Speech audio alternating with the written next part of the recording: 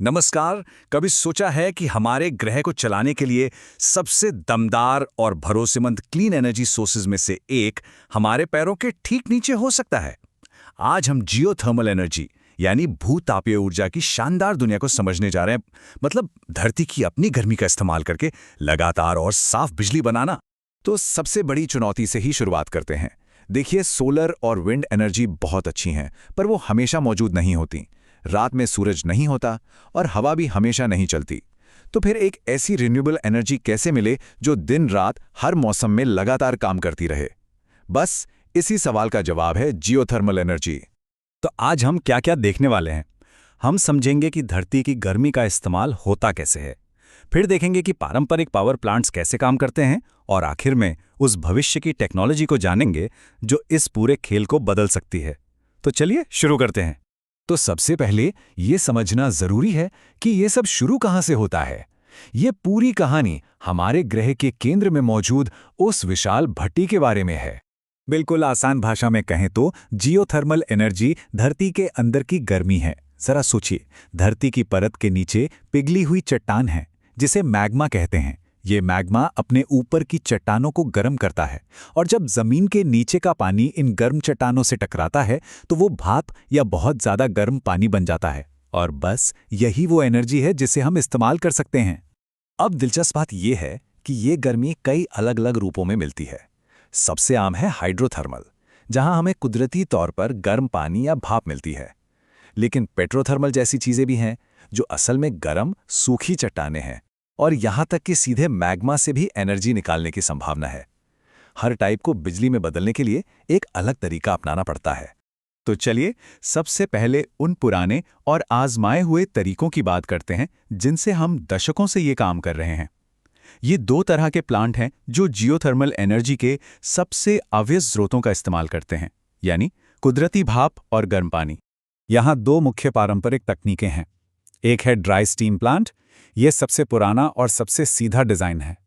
और दूसरा है फ्लैश स्टीम प्लांट, जो थोड़ा कॉम्प्लेक्स है लेकिन कई ज्यादा आम है। तो इन दोनों का फर्क समझना जरूरी है। ड्राई स्टीम प्लांट बहुत ही सिंपल होते हैं। वो सीधे जमीन से भाप खींचते हैं और उससे टरबाइन चला देते हैं। बस दिक्कत यह है कि ऐसी जगह मिलना बहुत मुश्किल है जहां जमीन से सीधे सूखी भाप निकलती हो। दूसरी तरफ फ्लैश स्टीम प्लांट बहुत ज्यादा दबाव वाले गर्म पानी का इस्तेमाल करते हैं। वो इसे तेजी से ऊपर लाते हैं, जहां दबाव अचानक कम होने से ये पानी तुरंत भाप में बदल जाता है। इसी को फ्लैश होना कहते हैं। फिर ये भाप टरबाइन को घुमाती है। क्योंकि गर्म पानी के सोर्स भाप के सोर्स से कहीं ज्यादा आम हैं, इसलिए ये टेक्नोलॉजी ज्यादा इस्तेमाल होती है। लेकिन सोचिए, अगर पानी उतना गर्म ना हो कि वो भाप बन सके। यहीं पर जियोथर्मल टेक्नोलॉजी में अगला पड़ाव आता है। एक ऐसा तरीका जो बहुत कम तापमान वाले पानी का भी इस्तेमाल कर सकता है। यह है बाइनरी साइकिल प्लांट, और इसका डिजाइन वाकई में बहुत स्मार्ट है। यहां असली कमाल हीट एक्सचेंजर का है। इसमें जियोथर्मल पानी सीधे टरबाइन को नहीं घुमाता, बल्कि ये एक दूसरे बिल्कुल अलग लिक्विड को गर्म करता है।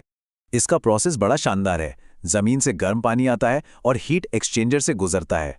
ये दूसरे लिक्विड को गर्म करता है जिसका बॉइलिंग पॉइंट पानी से बहुत कम होता है, तो ये बहुत कम तापमान पर ही भाप बन जाता है। अब ये दूसरी भाप टरबाइन को घुमाती है, और सबसे अच्छी बात, जमीन से निकला पानी कभी भी हवा के संपर्क में नहीं आता। उसे ठंडा करके वापस जमीन में डाल दिया जाता है, जिससे ये एक बंद लूप सस्टेनेबल सिस्टम बन जाता है। अच्छा, अभी तक हमने जितने भी तरीके देखे उन सब में एक बड़ी लिमिटेशन है। उन्हें काम करने के लिए पानी या भाप का कुदरती जमीनी सोर्स चाहिए होता है। लेकिन क्या हो अगर हम कहीं भी अपना सोर्स खुद बना सकें? तो हम आ गए हैं भविष्य में। तो यही है ट्रेडिशनल जियोथर्मल एनर्जी की सबसे बड़ी दिक्कत। ये पूरी तरह से भूगोल पर निर्भर है। आपको सही जगह पर होना जरूरी है जहां गर्मी और पानी दोनों एक साथ मिले, और ये उन जगहों को बहुत सीमित कर देता है जहां हम पावर प्लांट बना सकते हैं। और यहीं पर एंट्री होती है एनहांस्ड जियोथर्मल सिस्टम्स यानी ईजीएस की। ये टेक्नोलॉजी एक गेम चेंजर है। इसका आइडिया जितना सिंपल है उतना ही क्रांतिकारी भी। अगर कोई कुदरती पानी का सोर्स नहीं है तो अपना खुद का बना लो। एजीएस गर्म सूखी चट्टानों में बहुत गहराई तक ड्रिल करता है और पानी घुमाने के लिए एक अंडरग्राउंड नेटवर्क बनाता है जो एक तरह से किसी भी जगह को जियोथर्मल हॉटस्पॉट में बदल सकता है। तो ये होता कैसे है? देखिए, दो कुएं खोदे जाते हैं। फिर एक कुएं से हाई प्रेशर पानी डालकर उनके बीच की चट्टान को तोड़ा जाता है, जिससे दरारों का एक नेटवर्क बन जाता है। फिर आप एक कुएं से ठंडा पानी अंदर भेजते हैं, वो इन दरारों से होकर गुजरता है, चट्टानों की गर्मी सोखता है और दूसरे कुएं से भाप या सुपर हॉट पानी बनकर बाहर आता है। मतलब आपने जमीन के नीचे एक रेडिएटर बना दिया। और सुनिए, ये अब सिर्फ कागज पर नहीं है। फरवी एनर्जी का प्रोजेक्ट रेड, जो निवादा में है, ये साबित कर रहा है कि ये टेक्नोलॉजी असल दुनिया में कमर्शियल स्केल पर काम करती है। ये दुनिया का सबसे लंबे समय तक चलने वाला एडवांस्ड जियोथर्मल सिस्टम है और इसने हमें यह समझने के लिए बहुत सारा डेटा दिया है कि ईजीएस असल में कितना असरदार है। और नतीजे वो तो शानदार हैं। प्रोजेक्ट रेड ने 98.4% का अपटाइम हासिल किया। ये अविश्वसनीय रूप से भरोसेमंद है। इसका मतलब है कि जमीन के नीचे का सिस्टम लगभग बिना रुके लगातार काम करता है, जो इसे 24/7 क्लीन एनर्जी के लिए एक परफेक्ट बेस लोड सोर्स बनाता है। और जो बात सच में हैरान करती है वो है इस टेक्नोलॉजी के बढ़ने की रफ्तार। जरा इस तरक्की को देखिए। प्रोजेक्ट रेड, जो एक पायलट प्रोजेक्ट था, वो हर कुएं से लगभग 2 मेगावाट बिजली बनाता था, लेकिन उससे मिली सीख का इस्तेमाल करके कमर्शियल EGS 3.0 डिजाइन का लक्ष्य अब हर कुएं से लगभग 16 मेगावाट का है। ये 7 गुना से भी ज्यादा की छलांग है। ये दिखाता है कि ये टेक्नोलॉजी कितनी तेजी से स्केलेबल और पावरफुल होती जा रही है। तो ये सब हमें कहाँ ले जाता है? ये हमें एक ऐसे भविष्य की ओर ले जाता है जहां जियोथर्मल एनर्जी हमारे एनर्जी मिक्स का एक बहुत बड़ा हिस्सा बन सकती है, जो अब कुछ गिनी चुनी जगहों तक ही सीमित नहीं रहेगी। देखिए, IPCC खुद कहता है कि जियोथर्मल एनर्जी में बहुत बड़ी क्षमता है। अगर सही निवेश और नीतियां हों तो ये इस सदी के आखिर तक हमारी दुनिया की ऊर्जा जरूरतों का 10% तक पूरा कर सकती है। ये एक बहुत बड़ा नंबर है और ये दिखाता है कि इस सोर्स को कितनी गंभीरता से लिया जा रहा है। तो कुल मिलाकर हमें क्या याद रखना है? जियोथर्मल एनर्जी सिर्फ एक और रिन्यूएबल एनर्जी नहीं है, ये 24 घंटे भरोसेमंद है। इसका जमीन पर असर बहुत कम है, कोई बड़े बड़े सोलर फार्म या पवन चक्कियां नहीं। और अब EGS जैसी टेक्नोलॉजी के साथ ये दुनिया भर में कहीं भी लगाई जा सकती है।